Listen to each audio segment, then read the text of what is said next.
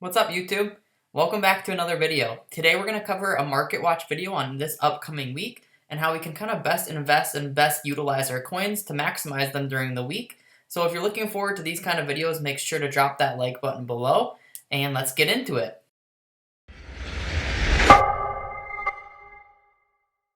I want to kind of talk about what the market did this week with the promotion on Friday. The promotional packs basically brought a lot of supply onto the market, and it lowered the value of a lot of cards for around 3 hours. So from around 6 p.m. UK to 9 p.m. UK, cards were really low. And then after cards started to bottom out, supply was outweighing demand for that short period of time. They started to rise incrementally from there, and now they're seeing a pretty big boom today, which happens to be Sunday. So the cards are rising pretty dramatically right now, which is awesome to see if you invested. And that's kind of how you can go about promotions. You can buy at the bottom during either the day it comes out, around like 8 or 9 p.m. UK usually, or you can also do that morning.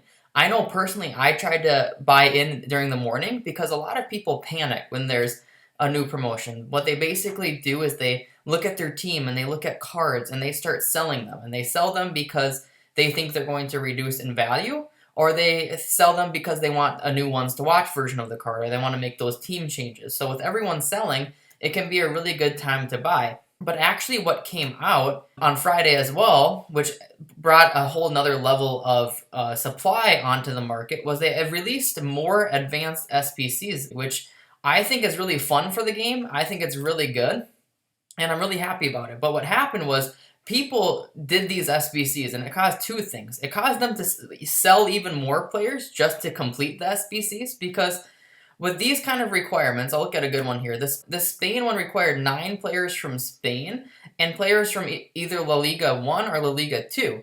And the La Liga 2 Spaniards, they all flew to like 7 to 10K, but people would still pay it to complete these SBCs and get a chance of packs. People are completely addicted to packs. I've said it for a while now. So what they were doing is they were selling things in their club to complete them. And then they ended up paying, a few 100K or 100K for these SBCs, and it made buy power really low. So they were low on coins, and they couldn't buy right away during that heavy supply. So cards dipped extremely heavily.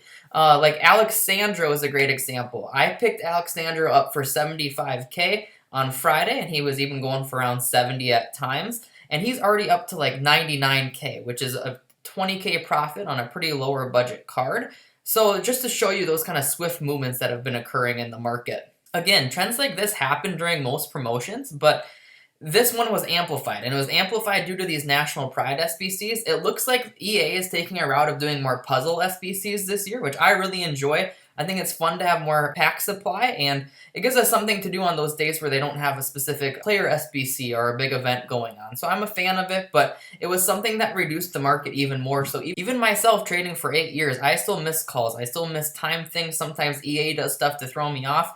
And this one was a little bit thrown off. I didn't expect this extra supply. I didn't expect this heavy SBC cost because people were selling things, and it caused cards to dip even further than I expected. I'm still making great profit now that the market's recovered, but I could have bought in a few hours later and made an additional 5% on some of these cards, for example. And that leaves us with where the market is today, which is a lot heavier than it was on Friday, but I think it's going to go quite a bit higher this week, depending circumstances on Tuesday. On Tuesday, you guys might remember this from last year, and I'm going to pull up Footbin here, so just give me a second. You guys might remember this from last year, but there were UCL cards in the game, and UCL cards had a +1 variation. They were in blue, and it was all the teams in the group stages got a card of +1s. And what happened when those released on the market is it caused some pretty good panic in some top tier meta players, because they were now getting 2 versions. They get a new colorful version, and it was upgraded +1. So not only was it better, but it caused additional supply of those same cards.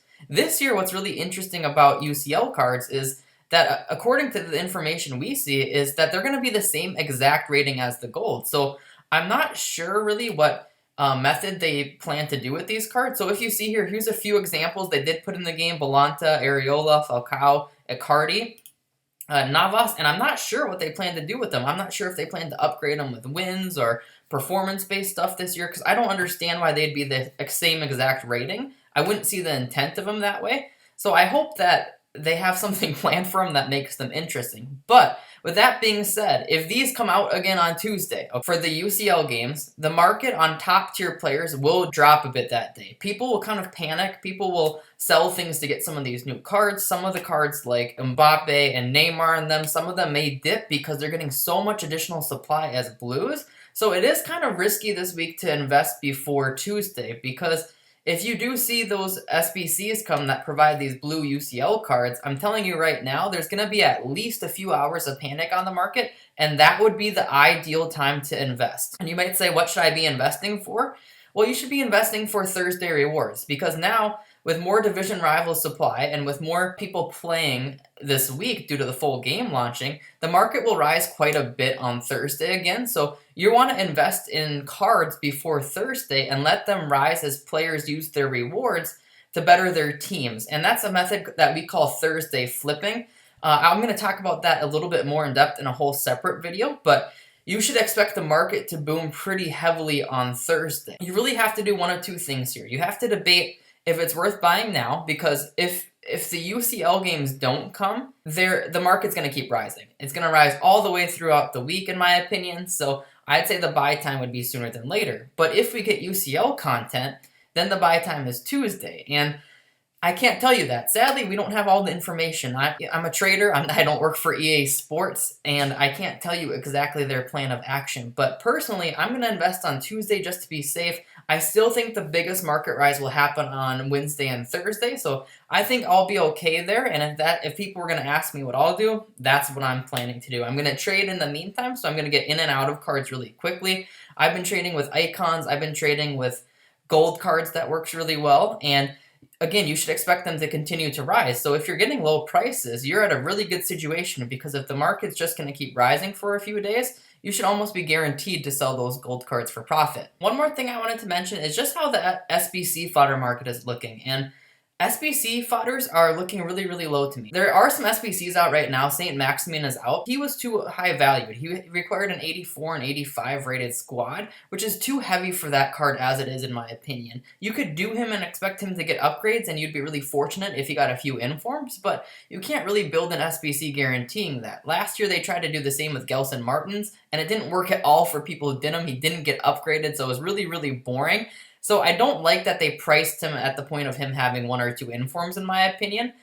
So with that being said, he was a little bit too expensive and he wasn't heavily completed. So if you look at these 87 rated cards, especially Navas, Hummels, and Thiago, they're really, really low for 87 rated. Last year, their base bottom price was around 20K, and you see the others a little bit higher. But those three especially, those are really low. If you want to throw one in your club of the lowest 87s, 88, and 89s, now is the time to do it, because nothing is really holding them up. We don't know the first time EA is going to release something that requires an 85 rated squad, and it will be a great player. The first time they release a great player that does require like an 84 plus squad, these cards will go up a really nice percentage, because no one's really invested in them yet. And I don't recommend going all out for something like this, because we don't know EA's timeline, but at least throw one of these three in your club and just hold for a later time. That's kind of what I expect the market to look like this week. I would personally invest Tuesday night, and we'll wait for UCL content and see if it comes out. And I hope that helps you, give you a game plan for the week, and